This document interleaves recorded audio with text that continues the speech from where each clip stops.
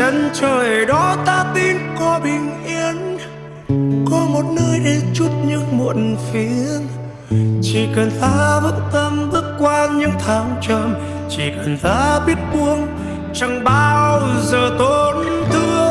Con đường đến tương lai luôn là thế, có hạnh phúc cũng có những ê chê.